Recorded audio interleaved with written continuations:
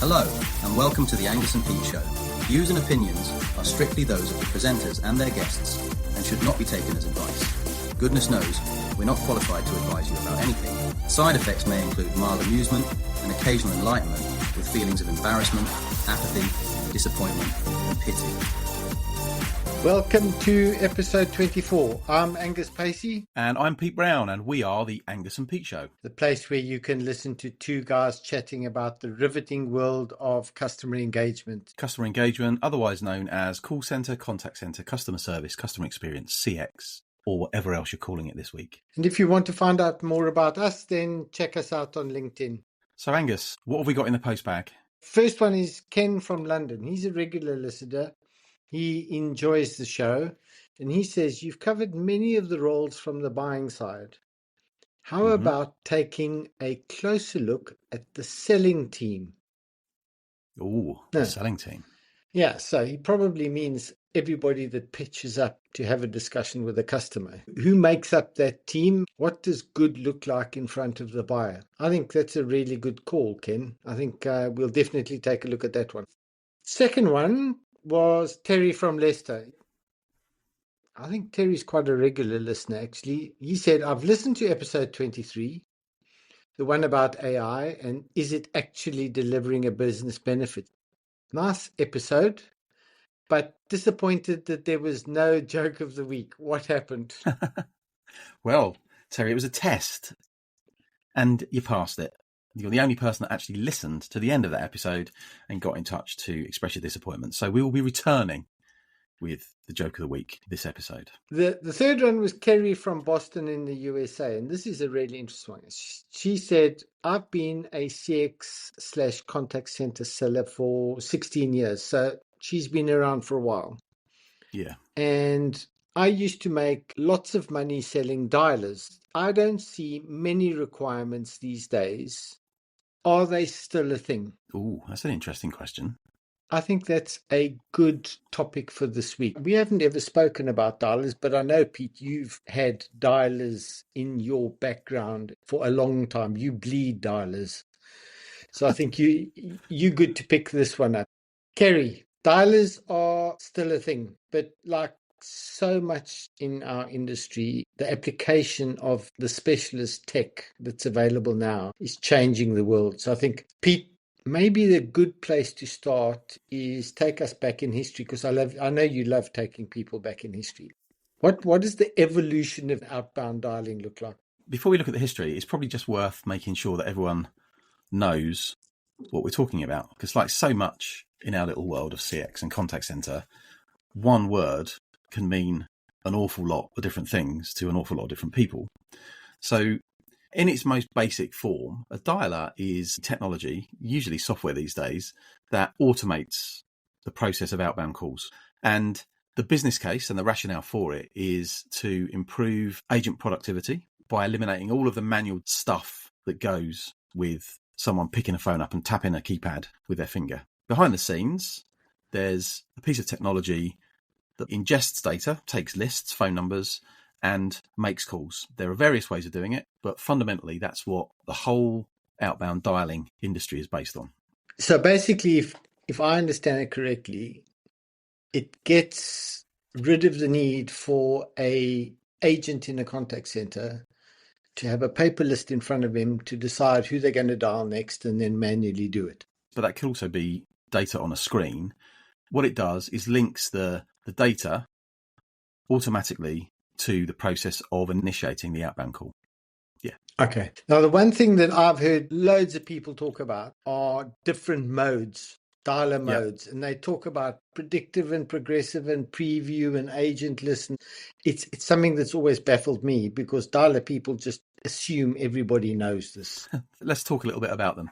So without any automation, you're an agent, you sit at your desk, you have a screen in front of you, and you search a record and you decide to make a call and you tap in the number that's on the screen. Okay. Job done.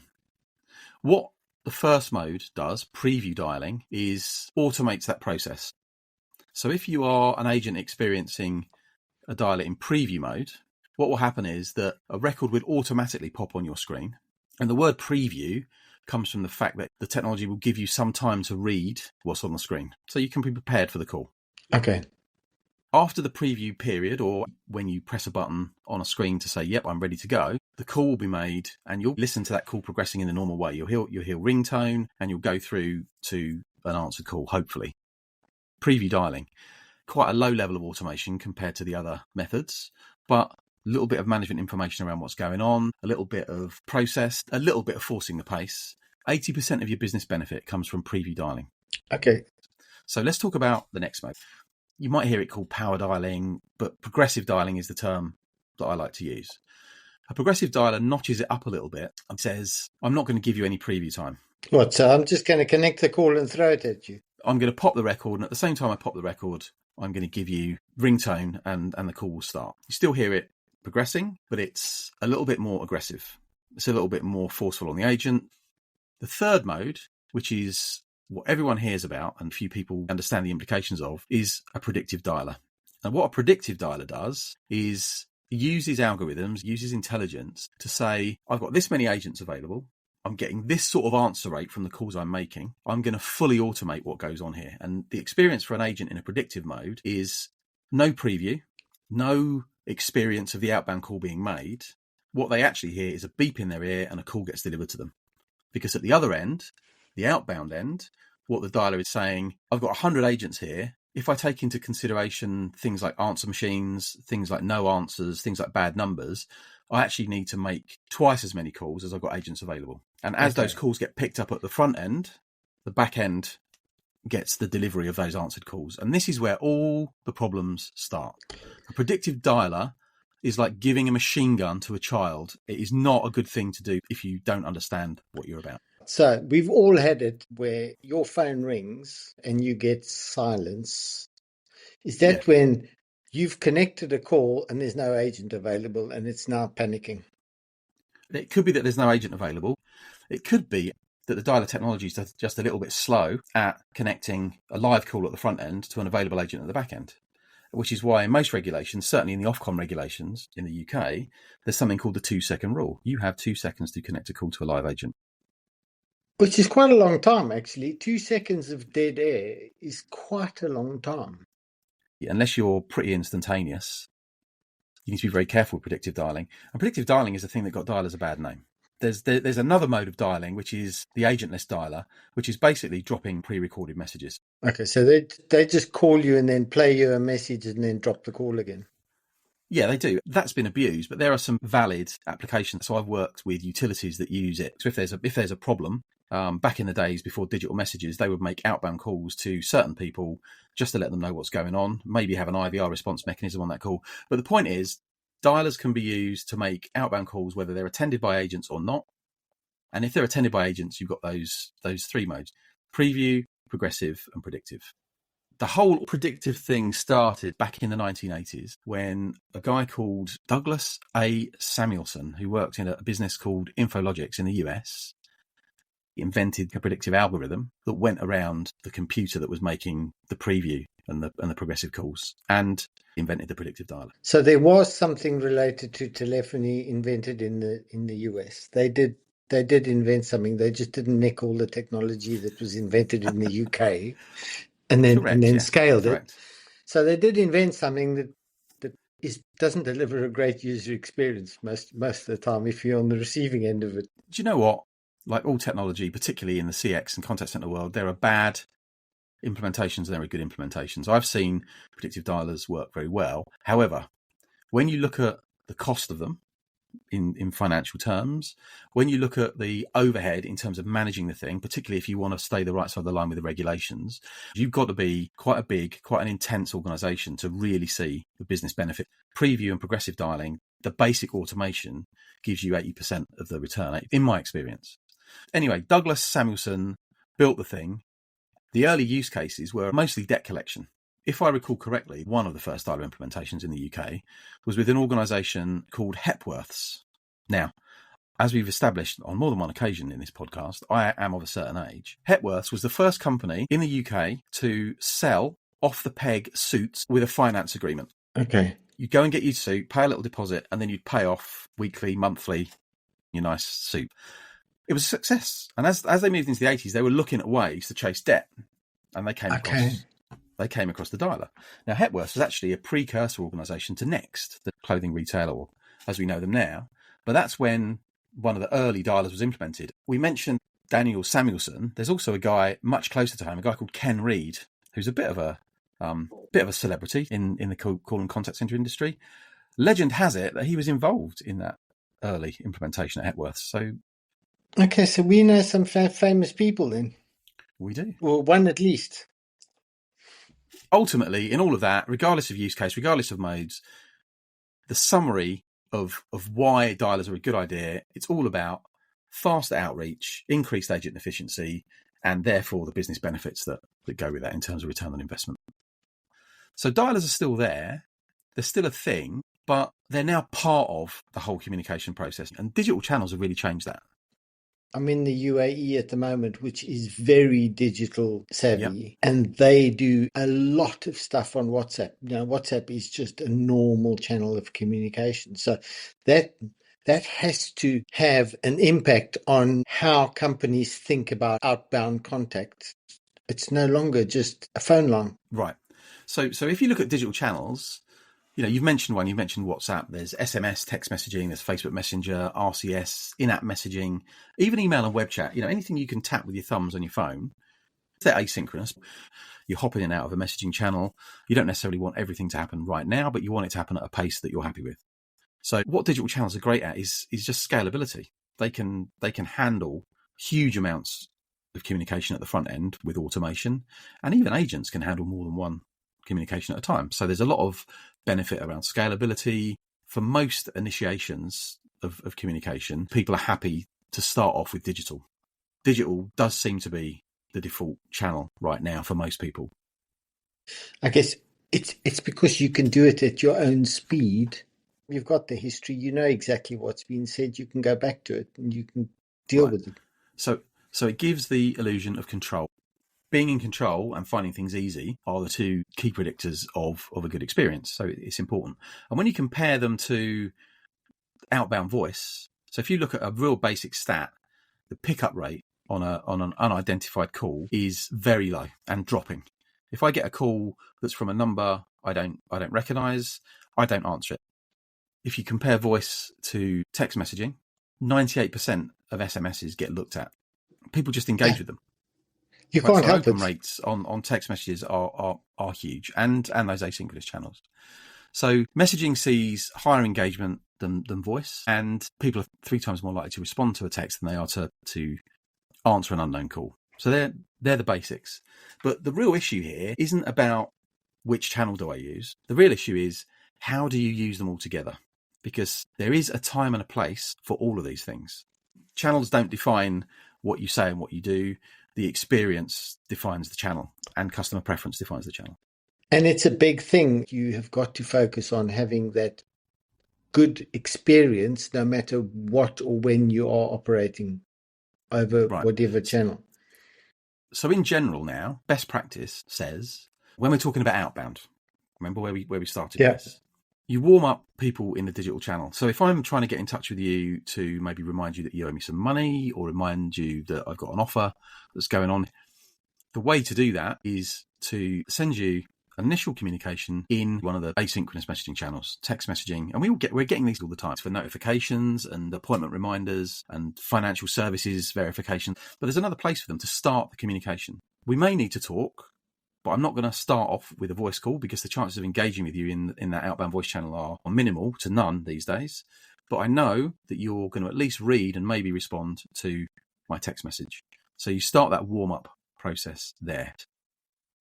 As you take that through to its conclusion, you may get the job done by just staying in that digital channel. You may pay your debt in response of being reminded. But if the process says we need to talk, I've warmed you up. I've verified you, you verified me, and we can then initiate that voice call. So one of the questions I was asked in a session yesterday was, why start with a text message? Why not just start with a WhatsApp message? Whether I know your number or not, if I guess your number, I can send you a text message and you'll receive it. Those other messaging channels, we'll use WhatsApp as the example, but others are available, are actually quite quite good for keeping that clean. So for instance, a business that's communicating through WhatsApp, you need to be certified and verified. There's control over what you can say and do in that channel. And as a consumer, you need to opt in. That's the important one. You've got to agree to get that message. So it overcomes the unknown caller issue because you're already in that channel. So absolutely, initial engagement and dealing with basic run-of-the-mill, straightforward issues, digital first is the way to go. We were talking about digital first for some time, and then AI has eclipsed everything. We haven't finished with the digital first story yet. If you're struggling to see the business benefits of AI, go back and have a look at your digital channel strategy, because I bet you there are some nuggets, there's some business cases, there are some ROIs in there, because a lot of organizations still haven't optimized their digital channel. So you've got to get the fundamentals in place before you can do all the fancy stuff. Absolutely. So messaging wins when you want to drive higher open and conversion rates, but voice still matters. Voice still matters because it is the preferred channel for urgent, complex, emotionally sensitive issues. The older demographics and premium clients often favour voice as a premium service channel. And even if you look at Gen Z and the millennials, when it hits the fan, when they really need to know that something's going to happen or something's not going to happen, they call companies as often as boomers do. In fact, I think voice is going to come back now with the advent of AI agents and conversational AI. I think it's time for companies to put their phone numbers back on their websites. But the question still sits in my head. You've got digital channels, you've got all these inbound mechanisms. Where do dialers fit in this? How do they fit into this whole thing? Because phone support is still where the quality of service comes in. How does this impact customer satisfaction? Let's look at the inbound scenario at the moment, which is where most of our contact center action happens. If you get outbound voice working harmoniously with digital channels, you get something quite special. We've known for a long time that inbound voice is a very difficult thing to manage. Yeah. It's a very difficult thing to manage just because it's unpredictable. You never know quite when your calls are going to arrive, what the peak's going to look like, how many agents you're going to have available, and you're always balancing this thing on a knife edge. It's a problem. Digital working with outbound has a solution. Imagine a situation where no one ever picks the phone up to call a contact center again. What they do is initiate every single inbound contact in a digital channel. It could be on a website, it could be in an asynchronous channel, it could be an email, but it goes into a digital front end, goes through the digital front door. And the object of the exercise is to automate as much of that as possible. But as we've said, voice still matters. When things get sensitive and emotional and important, people want to talk. So at the point that the process says we need to talk, what about if the voice call is initiated by the business organization and they make an outbound call to you? You know it's coming. You know why it's coming, and you are 100% sure that that call is going to be answered by the target. If you think that through to its logical conclusions, never mind about our dialers dead, the inbound call center isn't required anymore. No, that's quite a radical scenario, but you can see the justification for it quite simply because that's a really good customer experience. I would live with that every day of the week. And also, it's not as pie in the sky as you might think, because the Amazon scenario is roughly what I just described. Try and find a phone number on the Amazon website.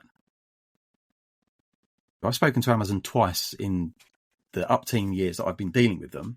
Both calls from their fraud prevention department automatically at the point where they detected something a bit odd in my spending patterns. And on both occasions, it was valid and I appreciated it. So maybe the inbound call center's dead.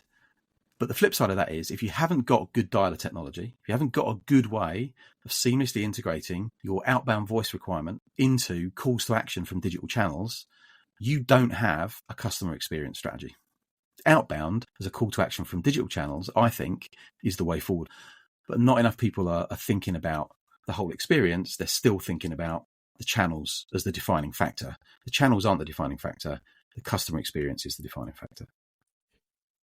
So if you're a buyer of this technology and you're thinking about what you need to do in your own contact center, what are those strategic points that they need to think about? Pay attention to the omni-channel word.